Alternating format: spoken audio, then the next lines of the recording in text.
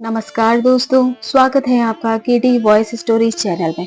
दोस्तों, हमारी आज की कहानी है अपमान का बदला। बहू, मुझे माफ कर दो, ऐसा मत करो। आइंदा से बिना तुमसे पूछे रसोई के अंदर क्या, मैं उसकी चौखट पर भी नहीं पाँव रखूंगी। पर मेरे साथ ऐसा जुल्म मत करो। कुछ तो मेरे बुढ़ापे पर तरस खाओ। मैं तुम्हारी माँ जैसी हूँ। कोई अपनी बूढ़ी सास के साथ ऐसा बर्ताव नहीं करता। मत करो बहू, मैं बहुत भूखी थी, इसलिए रसोई से बस एक रोटी और ये कल की बची हुई सब्जी ली थी। अब देखो, इसमें भी तुमने कॉकरोच डाल दिया। अब बताओ मैं क्या खाऊंगी। हे भगवान, तूने जब पेट दिया है तो उसकी भूख का इंतजाम भी तू ही कर। अब मुझसे ये सब बर्दाश्त नहीं होता। या तो मुझे मौत दे दे या कोई और ठिकाना। मैं ये खाना नहीं खा सकती। आखिरी बार मुझे माफ कर दो। रोती बिलखती विमला जी फूट फूट कर रोते हुए अपनी बहू रश्मि से विनती कर रही थी। रश्मि विमला जी के बालों को पकड़ते हुए बोली, बुढ़िया, ये रोटी तो तुम्हें अब खानी ही होगी। यही औकात है तुम्हारी। शुक्र मनाओ, रोटी के साथ तुम्हें कॉकरोच नहीं खिला रही हूँ। बस तुम्हारी थाली में कॉकरोच डाला है, और सब्जी बची हो या झूठी हो, तुम्हारी हिम्मत कैसे हुई बिना मुझसे पूछे फ्रिज को हाथ लगाने की। ये फ्रिज क्या तेरे भरतार ने खरीदा है? इस घर में पैसे उस बुढ़ाऊ ने लगाए, तो तुम अपने आप को इस घर की मालकिन समझने लगी हो। मुझे तो तुम लोग पहले दिन से ही फूटी आंख नहीं भाते थे। कुछ रोज यहाँ तुम लोगों को रहने देती हूँ, वो मेरी मजबूरी है, वरना मैं तो तुम्हें अपने घर के आसपास भीख भी मांगने ना दूं।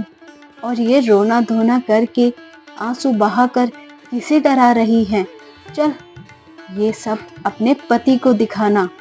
मैं तो चाहती हूँ कि तुम लोग अब यहाँ से 9-2-11 हो जाओ, पर तुम बूढ़ी हड्डी इतने ढीठ हो कि जाते भी नहीं हो। अरे, अपनी बेटी के पास क्यों नहीं चली जाती रहने के लिए? उसे तुम्हारी जरूरत होगी। पर मुझे अब तुम लोगों की कोई जरूरत नहीं है। चल हट मेरे रास्ते से। आइंदा से ये गलती हुई ना, तो आज तो खाने में कॉकरोच डाला है, कल गटर का पानी पिलाऊंगी। जब विमला जी को जलील करते करते रश्मि थक गई तो वहां से चली गई, और विमला जी चुपचाप अपमान के घूंट पी रही थी। आखिर करती भी क्या? अपना सब कुछ बेच बाच कर बेटे के साथ एक खुशहाल जिंदगी जीने के लिए वो खुद ही तो आई थी। विमला जी के पति किशोर बाबू ने कितनी बार कहा था, विमला, हम लोग एक दूसरे के लिए काफी हैं, बच्चों को अपनी जिंदगी जीने देते हैं। आजकल बच्चे को माँ बाप की दखल अंदाजी और उनकी उपस्थिति पसंद नहीं करते हैं। पर विमला जी इतनी सीधी और मन की सच्ची थी कि अपनी बची हुई जिंदगी अपने बच्चों के साथ बिताना चाहती थी। सांझ ढले साग सब्जी लेकर थके हारे किशोर बाबू ने घर के अंदर प्रवेश किया और बोले, विमला, एक गिलास पानी पिला दो, सांस फूल रही है। कितनी बार कहता हूँ बहू को कि 10 रुपए ज्यादा दे दो या फिर यहीं से सब्जी मंगवा लो, पर मेरी कोई सुनता ही कहाँ है। अब इस उम्र में मुझसे ये सब कहाँ हो पाएगा। खाने को पोषक भोजन नहीं मिलेगा और काम जवानों जैसे कैसे हो पाएंगे। विमला, सुनती हो? एक गिलास पानी तो पिला दो। अरे बहू, कहाँ चली गई तुम्हारी सास?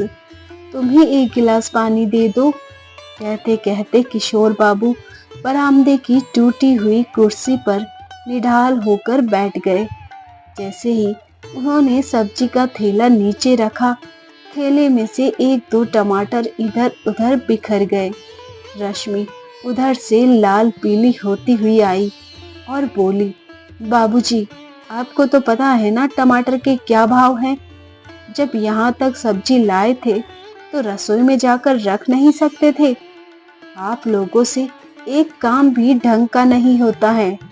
मुझे लग रहा है यहाँ बहुत दिनों से आप रह रहे हैं, इसलिए आपका मन नहीं लग रहा है।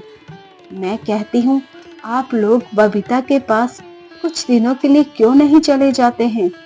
नौकरी करने के साथ अब टमाटर भी मुझे ही उठाकर रखना पड़ेगा, क्योंकि आपकी फूल जैसी कोमल बीवी आराम जो कर रही होगी। इतना कहते हुए रश्मि सब्जी का थैला लेकर रसोई में चली गई। किशोर बाबू सोचने लगे, इतना हल्ला गुल्ला होने के बाद भी विमला जी अपने कमरे से नहीं निकली। इसका मतलब है जरूर कोई बात है। उन्होंने बहुत हिम्मत जुटाई और स्टोर रूम की तरफ चले गए, जहां उनके और विमला जी के रहने का इंतजाम किया गया था।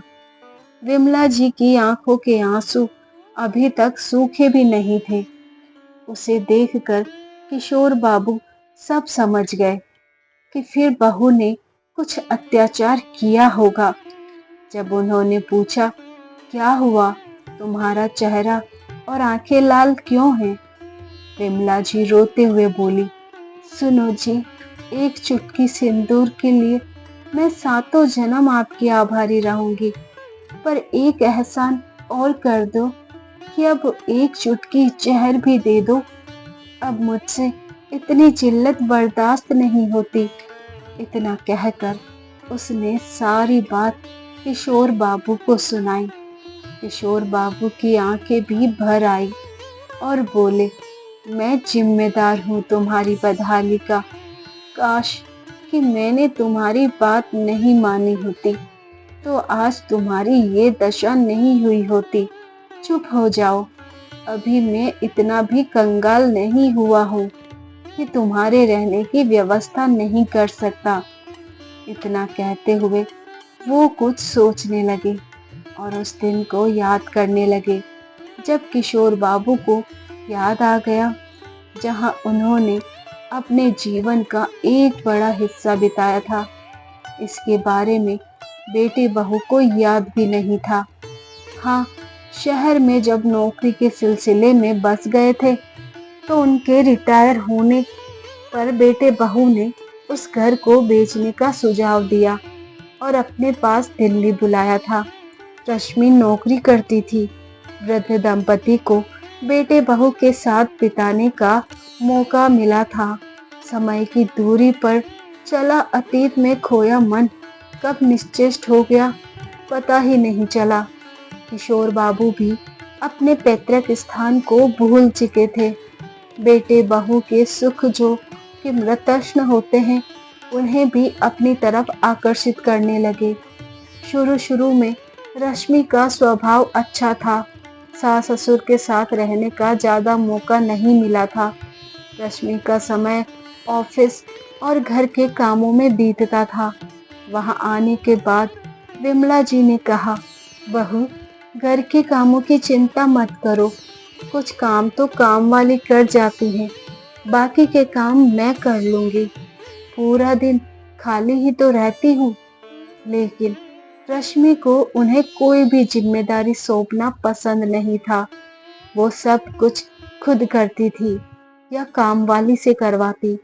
वो अपनी गृहस्थी में किसी का हस्तक्षेप पसंद नहीं करती थी और सास का तो बिल्कुल भी नहीं, क्योंकि वो लोग उनकी मर्जी से वहां रहने नहीं आए थे। विमला जी को शुरू शुरू में घर के कामों से अलग रखना ही रश्मि को पसंद था।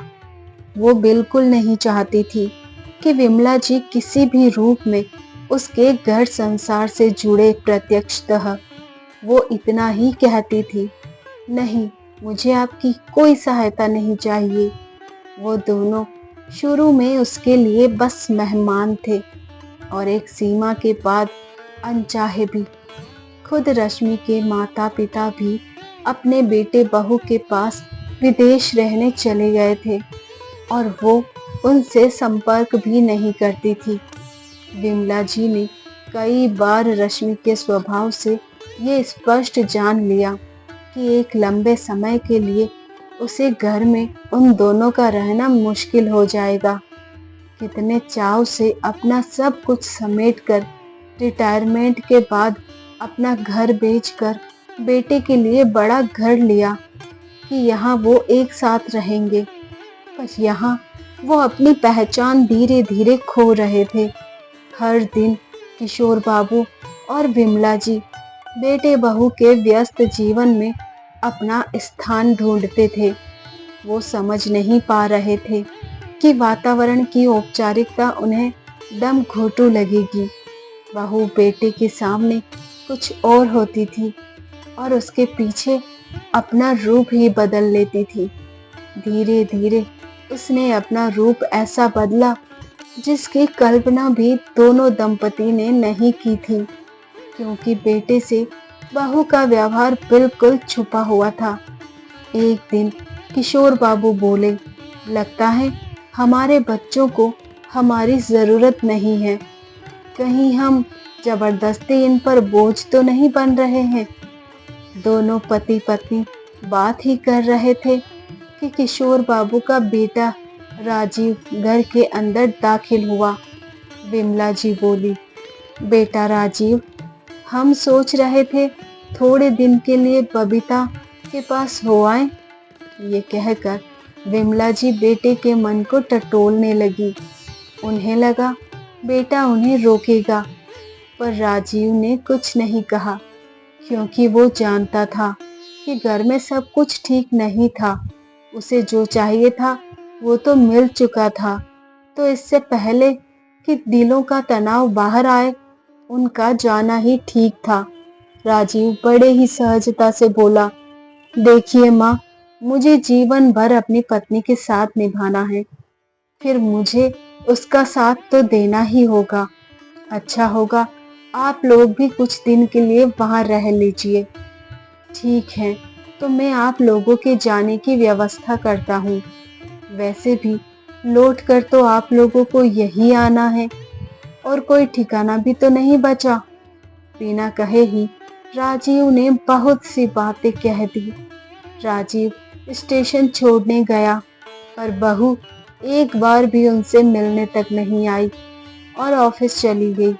राजीव ने माँ के हाथों में कुछ पैसे जबरदस्ती रख दिए तो माँ की आंखों में आंसू आ गए। राजीव बोला, माँ, क्यों ये सब ड्रामा स्टेशन पर करती हो? लोग सोचेंगे मैं जबरदस्ती तुम्हें कहीं भेज रहा हूँ और बेटी के घर रहने जा रही हो, कौन वृद्धाश्रम नहीं जा रही हो। और ऐसा नहीं है कि रश्मि की ही गलती है, आपने कुछ तो किया होगा जिसके कारण रश्मि का व्यवहार आपके प्रति बदल गया है। इतना कहकर राजीव जैसे ही किशोर बाबू के पैर छूने लगा, किशोर बाबू ने उसे गले से लगाते हुए सारे गीले शिकवे पीछे छोड़ दिए और बोले, बेटा, जिस दिन तुम मेरी उम्र में आओगे तब तुम्हें एहसास होगा सही और गलत का। बस इतना ही कहूँगा कि बूढ़े माता पिता की जरूरत शायद बच्चों को नहीं होती है। इतना कहकर वो गाड़ी में बैठ गए। अगले दिन बबीता और दामाद कौशल घर पर थे। बबीता को कुछ महीने पहले ही बच्चे हुए थे। पूरा घर अस्त व्यस्त था। घर में काम वाली तो थी, पर घर की सफाई बिल्कुल नहीं हो पा रही थी। आते ही विमला जी ने बेटी की बिखरी गृहस्थी संभाली और घर की काया पलट हो गई। तो बबीता की खुशी का तो ठिकाना ही नहीं रहा। सब काम समय पर होने लगा। आया भी ज्यादा ध्यान से काम करने लगी और बच्चों की देखभाल नाना नानी के स्नेह छाया में हो रही थी। इस बात से कौशल और बबीता दोनों खुश थे। कौशल ने सोचा, अगर ये दोनों यहीं रह रहे हैं तो आया की क्या जरूरत है। उसने ये बात एक रोज हंसी हंसी में विमला जी के सामने रख दी। किशोर बाबू ने उसका विरोध किया, परंतु विमला जी अपने स्वभाव से मजबूर थी। उन्होंने कहा, नहीं जी, मुझे कोई दिक्कत नहीं। सच तो कह रहे हैं दामाद जी, जब हम लोग यहाँ रह रहे हैं और देखभाल कर ही लेंगे तो नौकर की क्या जरूरत है। किशोर बाबू का सोचना था कि इस उम्र में पूरी तरह से बच्चों को और घर के काम को संभालना मुश्किल है। पर वो चुप रहे। धीरे धीरे घर और बाहर के सारे काम दोनों के कंधों पर आ गए। शुरू शुरू में तो सारी व्यवस्थाओं ने उन्हें अच्छी लगी, परंतु फिर बोझ लगने लगी। आया के जाने के बाद विमला जी अकेली कितना कुछ करती थी। उन्होंने आगे बढ़कर खुद जिम्मेदारी ली थी, तो वो किसी से कुछ कह भी नहीं पा रही थी। बबीता और कौशल आराम से अपनी सामाजिक और सांस्कृतिक जरूरत को पूरा करने में लग रहे। हर शाम बबीता अपनी माँ से अपने दोस्तों की आवभगत करवाती और दोनों दंपति बच्चों से बेखबर बाहर घूमते फिरते। बबीता तो ये बिल्कुल भूल गई थी कि उसकी माँ सालों से आर्थराइटिस की मरीज हैं और पिता ब्लड प्रेशर के। उन दोनों के लिए इतनी व्यवस्था और जिम्मेदारियां ठीक नहीं थी। वहाँ बहू को सास और ससुर की चिंता नहीं थी। यहाँ बेटी दामाद को उनकी नहीं पड़ी थी। कोई नहीं सोच रहा था कि उनके खाने पीने की सुविधाओं के बारे में। बस अपनी जिम्मेदारियां उन पर डाल दी थी। कोई ये नहीं सोच रहा था कि रहने खाने की सुविधा ही जीवन का उत्कर्ष नहीं है। उसके अलावा भी दोनों की कुछ जरूरतें या आशाएं हो सकती हैं। कौशल बाबू को अपना पुराना घर याद आ रहा था, जहां उन्होंने विमला जी के साथ जीवन की शुरुआत की थी और सुख दुख बांटते थे। बाद में नौकरी के सिलसिले में वह शहर चले गए। वहां भी साथ में न्यूज़पेपर पढ़ना और कई खबरों पर बातें करना, जो उनके रिटायरमेंट जीवन का एक हिस्सा हो गया था, जो अब असंभव लग रहा था। अचानक से वो विमला जी से बोले, विमला, ये कैसी मोहम्मरत तृष्णा में तुमने खुद को और मुझे फंसा दिया है। एक जेल से निकलकर दूसरी जेल में हम आ गए। एक पल को भी तुम्हें समय नहीं मिलता कि मेरे साथ बैठकर बातें कर सको। जानता हूँ तुम मुझे स्वार्थी समझोगी, पर मैंने ऐसे जीवन की कल्पना नहीं की थी, जहाँ अपनी पत्नी से ही सुख दुख बांटने के लिए मुझे समय ढूंढना होगा। तभी बबीता वहां आई और बोली, माँ, आप कहती हैं आपको वक्त नहीं मिलता है और यहाँ बाबूजी के साथ बैठकर गप्पे लड़ा रही हैं। ये नहीं कि आगे की तैयारी ही कर ले। पूरे दिन आप लोग करते क्या हैं? बस गप्पे ही तो मारते हैं। अब जाइए और बचा हुआ काम निपटाइए। वैसे भी आपके पास तो और कोई ठिकाना भी नहीं है। इतना कहकर वो चली गई। पहले किशोर बाबू की बातें सुनकर विमला जी की आंखें भर आई थी, पर बेटी की जली कटी बातों ने उस बात से उनका ध्यान हटा दिया और वो सोचने लगी कि बहू बेटी किसी को हमारी जरूरत नहीं है। बस अपनी जरूरत के लिए वो हमारा इस्तेमाल कर रही हैं। पर उन्होंने उस वक्त कुछ उत्तर नहीं दिया। विमला जी थक कर रात को बेड पर लेटी तो किशोर बाबू से बोली, सुनिए जी, हमारे बच्चे सब कुछ जानते हुए भी अनजान कैसे बने हैं?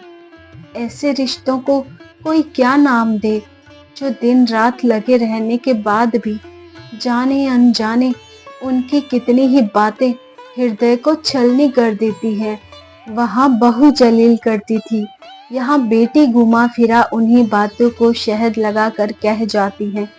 क्या हमारा कोई अस्तित्व ही नहीं? क्या हमारे पास और कोई ठिकाना नहीं है?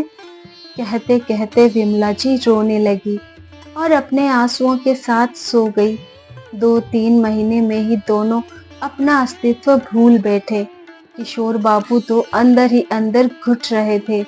वहीं विमला जी सोचती थी, बच्चों के लिए इस शरीर को थोड़ा कष्ट भी होगा तो क्या होगा, घर में सुख शांति तो बनी रहेगी। पर उनकी हालत तो उस लड्डू की तरह हो गई थी, जिसे लोग अपनी मर्जी से नचा रहे थे।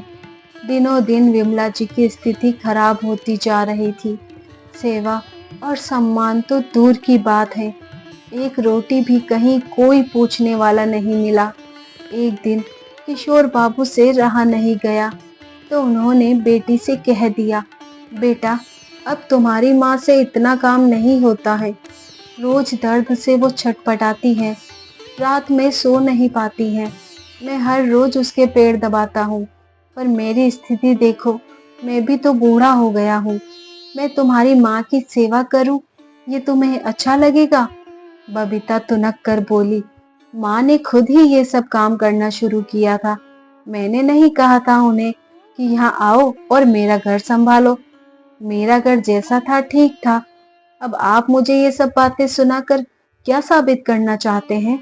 मुझे आप लोगों की जरूरत नहीं थी, आप लोगों को मेरी जरूरत थी।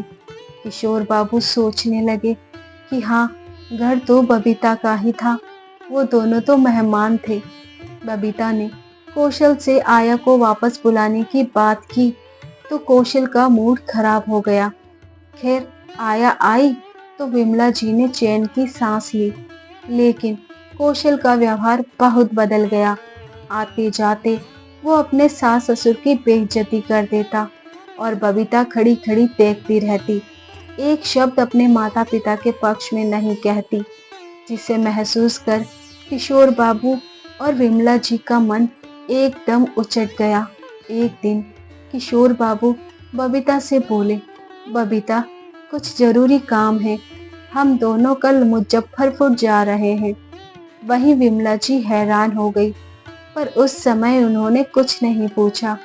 बबीता ने सपाट स्वर में कहा, ठीक है, जाना है तो जाइए, किसने रोका है? इतना कहकर वो चली गई। विमला जी किचन में काम करते हुए सोच रही थी, बहू के रूखे स्वभाव और अपेक्षापूर्ण व्यवहार होते हुए बेटा अकेला कब तक संबंध निभा पाएगा। समय और स्थान की दूरियां रिश्तों के बीच में वैसे ही आ जाती हैं, और यहाँ बेटी दामाद से भी कोई उम्मीद करना बेकार है, क्योंकि बेटी हो या बहू, बूढ़े माँ बाप की किसी को जरूरत नहीं पड़ती। रात को सोते समय विमला जी ने किशोर बाबू से पूछा, ये मुजफ्फरपुर जाने का क्या चक्कर है? किशोर बाबू ठंडी सांस भरते हुए बोले, विमला, इन लोगों को लगता है कि हमारे पास कोई ठिकाना नहीं है। शायद तुम भी भूल गई। याद है तुम दुल्हन बनकर कहाँ आई थी, और हमारा पहला घर भी तो वही था। अच्छा हुआ उस घर को तुम्हारे बेटे बहू ने बेचने के लिए नहीं कहा था, क्योंकि उसको बेचकर पैसा मिलता भी तो कितना, इसलिए मैंने मुजफ्फरपुर कह दिया। विमला जी बोली, मतलब वहाँ कोई काम नहीं है, बस आपने वहाँ जाने का बहाना बनाया?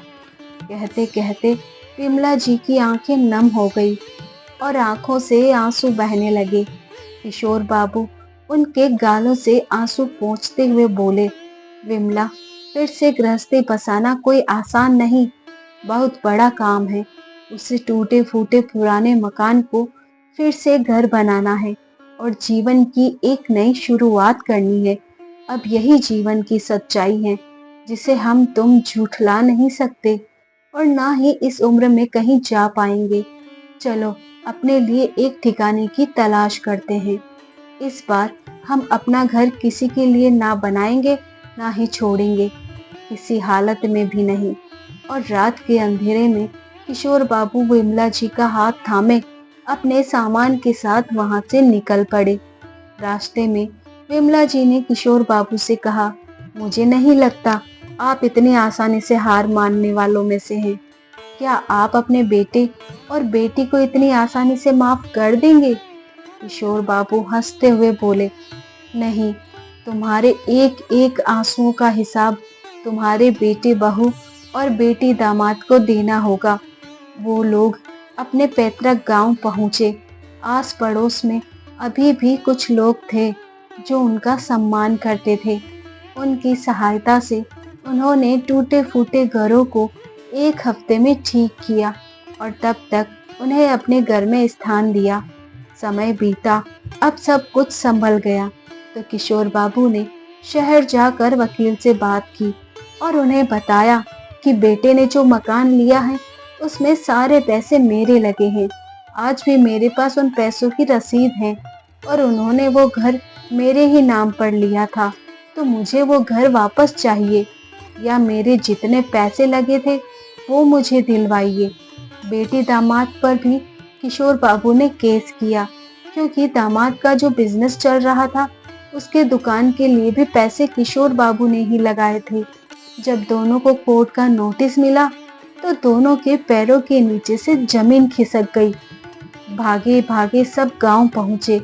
जब झोपड़ी की जगह आलीशान 2 मंजिला मकान देखा तो उनकी आंखें फटी की फटी रह गई। पर दरवाजे पर एक दरबान था, जिन्होंने उन लोगों को घर के अंदर नहीं आने दिया। सभी लोग नीचे से ही आवाज लगाने लगे, बाबूजी, पापा जी, नीचे आइए।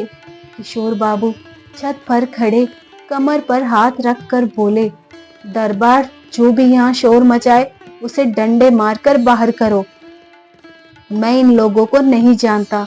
ये कौन पराए लोग हैं जो आज भीख मांगने मेरे दरवाजे पर लौट आए हैं।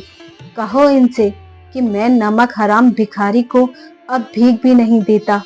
जिसने मेरी विमला को कॉकरोच वाला खाना खिलाया था, उसे मैं अगर छठी का दूध ना याद दिलाया तो मैं भी अपने विमला का पति नहीं।